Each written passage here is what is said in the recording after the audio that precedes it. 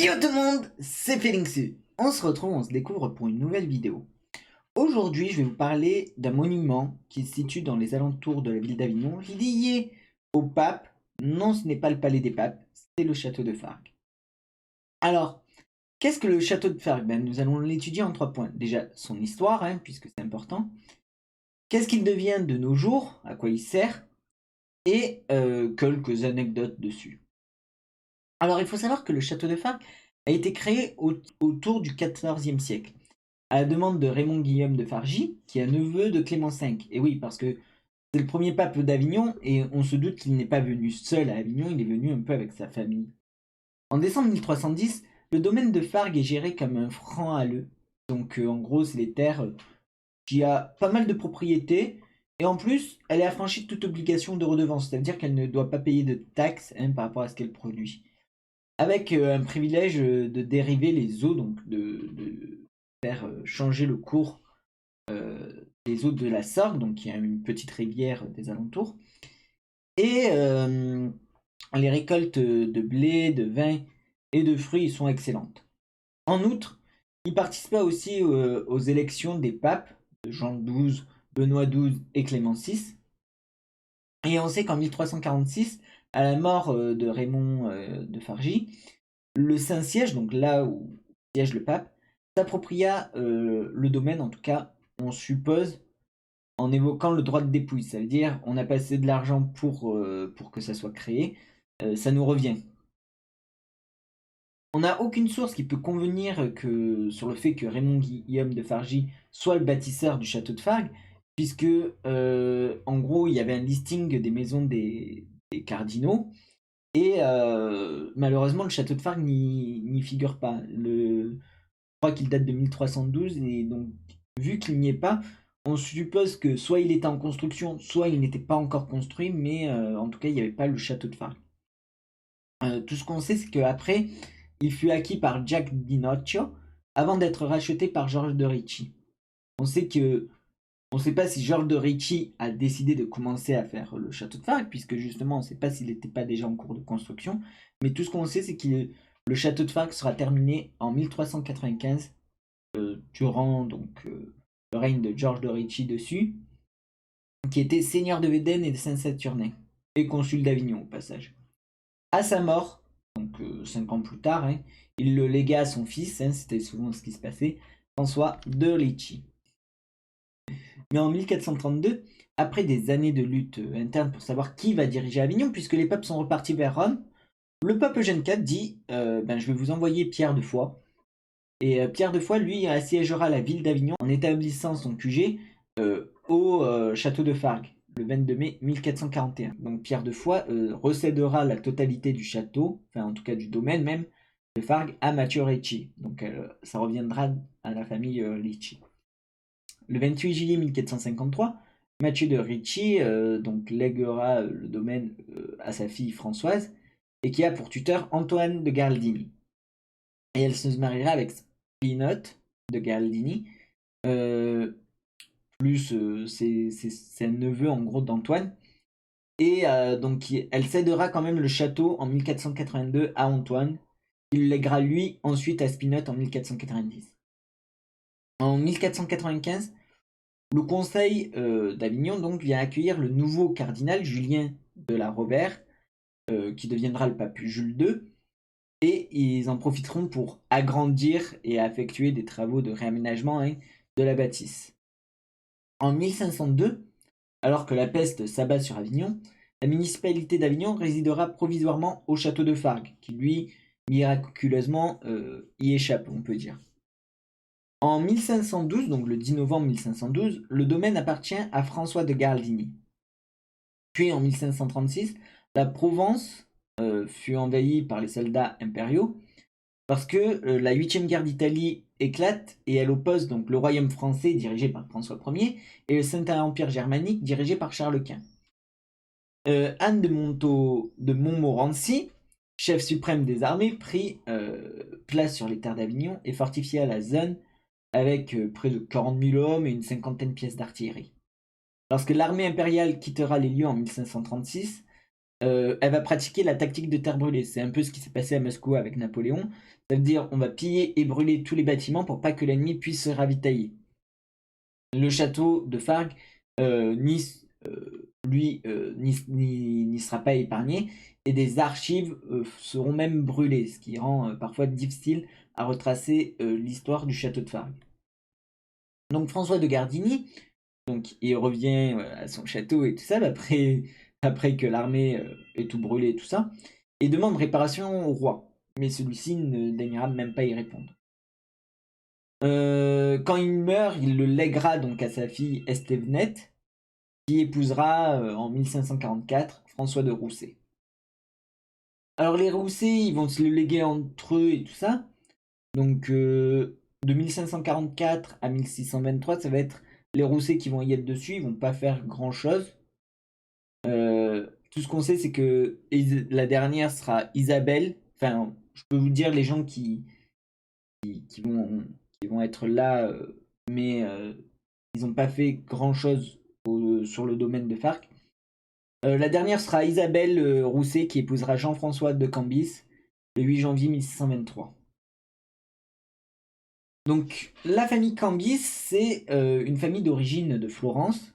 Et Jean-François de Cambis, qui est devenu de Fargue et de Servières, devient colonel de la milice d'Avignon et du Comtat, premier consul et député d'Avignon pour le gouvernement de Louis XIV.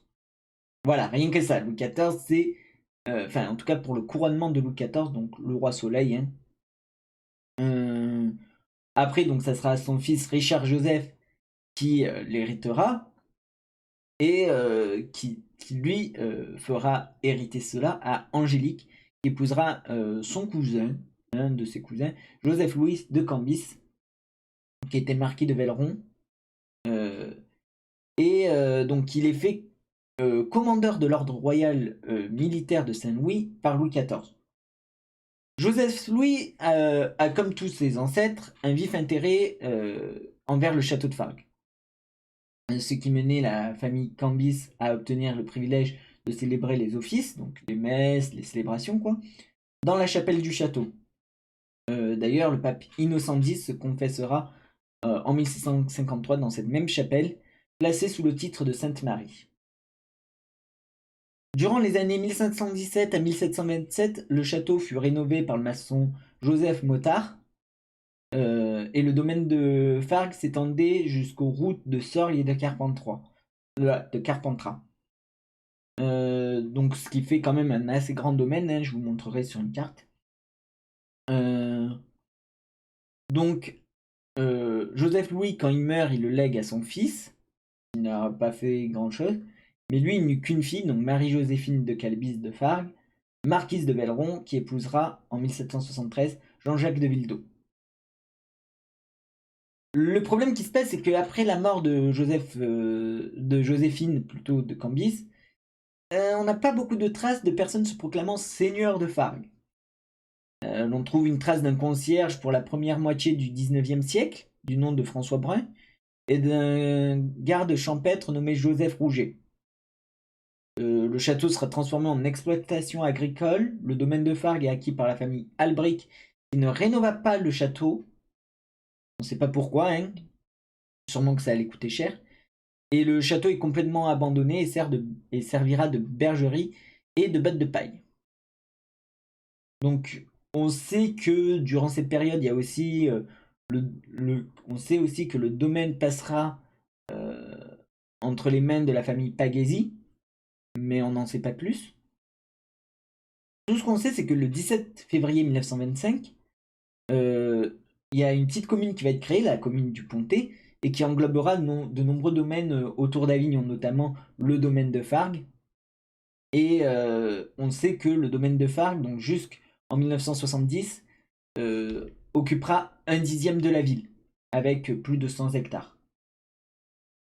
En novembre 1942, lors de la Seconde Guerre mondiale, donc, les armées italiennes donc, qui occupaient jusqu'en 1944 la zone libre française, avec les armées allemandes, hein, bien sûr, occupaient la majorité du Vaucluse. Mais Avignon et les communes avoisinantes, donc le Pontet aussi, eux ont été occupés par la Wehrmacht, donc l'armée hitlérienne.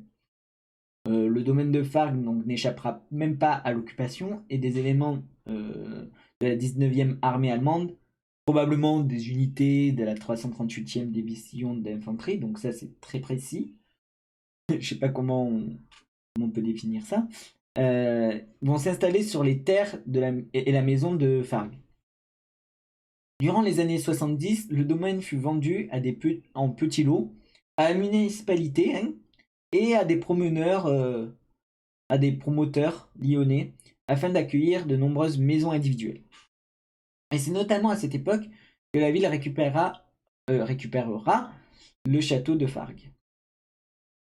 Au début des années 1980, la municipalité décidera de transférer l'hôtel de ville, devenu trop petit face à l'expansion du Pontet, dans la maison bourgeoise de Fargue, et par la même occasion des travaux de restauration afin de faire classer le monument comme monument historique.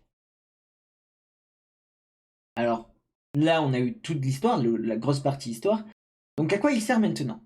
De nos jours, il sert à accueillir le service culturel de la ville, qui organise des expositions, des spectacles au sein du château, le conservatoire de danse du Grand Avignon, ainsi qu'un conservatoire de musique. Bref, pour simplifier, en gros, maintenant ça devient un lieu consacré vraiment qu'à la culture. La location de salles est autorisée pour l'organisation de séminaires et de conférences. Et depuis les années 2000, il contient aussi une salle de spectacle de presque 200 personnes, mais aussi un jardin médiéval. Et chaque année, plus de 20 000 visiteurs participent aux nombreuses manifestations artistiques proposées par la commune ou des associations. Après, je suppose que 2020-2021, il y a eu moins puisque Covid-19, hein, la maladie là, qui traîne depuis plus d'1 an. Alors, la majeure... Donc, quelques petits trucs à savoir, c'est que la majeure partie des pierres que vous verrez donc sur le château de Fargue, c'est des pierres de helvétien, que l'on peut retrouver en grand nombre dans la région. Et il y a une petite bande blanche qui sépare les deux niveaux du château, et qui est faite à partir de pierres d'Orgon. Et donc c'est des pierres très résistantes, et que l'on peut retrouver aussi sur le Palais des Papes. Très grand monument, je pense que ça, par contre, le Palais des Papes, je vous en parle, vous connaîtrez. On raconte aussi qu'une légende, hein, il y a une légende autour de ce château qui dit qu'il y a un tunnel qui partirait du château de Fargue vers le Palais des Papes, ce qui serait pas impossible, hein, puisque on sait que le château, en tout cas le domaine, a été créé en même temps que l'avenue des Papes. Vu que c'était de la même famille au début, on peut dire ben ils ont creusé ce tunnel justement pour si les papes ont un problème, ils puissent s'enfuir. Et donc il ferait environ 5 km hein, quand même le tunnel. Et on ne sait pas d'où elle est fondée, mais les plus anciens diraient qu'avant les travaux de restauration, on aurait vu l'entrée de ce tunnel. Donc voilà. Donc le château fut modifié et agrandi de nombreuses reprises, hein, comme on peut le voir, notamment durant les siècles du 15e au 16e siècle et au 18e siècle. Les seuls vestiges du 14e siècle sont la façade et les murs principaux. Avant les restaurations du 20e siècle, le château tombait quasiment en ruine. Il y avait des trous dans le plancher, à de nombreux endroits. La toiture était en train de s'effondrer. Donc voilà. Pour finir, le château de Fargue n'est pas seulement un lieu de culture du Pontet, il est aussi un lieu à visiter si jamais à l'occasion vous passez par Avignon ou même dans le Vaucluse. Je remercie les archives d'Avignon, Christophe Cheval qui aura beaucoup aidé en faisant un petit livret qu'il a pu me passer, que j'ai rencontré, qui est un peu le gérant, un peu le concierge du château de Fargue de nos jours. Je me suis aussi aidé des écrits, comme lui, il s'est aidé des écrits de Signor Hervé et de d'Héroudile Régis. Et bien sûr, bon, vous avez les liens que j'ai pu avoir dans la description. Écoutez les gens, j'espère que cette vidéo vous aura plu. Si c'est le cas, n'hésitez pas à liker, à vous abonner, à activer la cloche de notification. C'était Félixou, moi je vous dis à la prochaine. Ciao tout le monde, bye bye.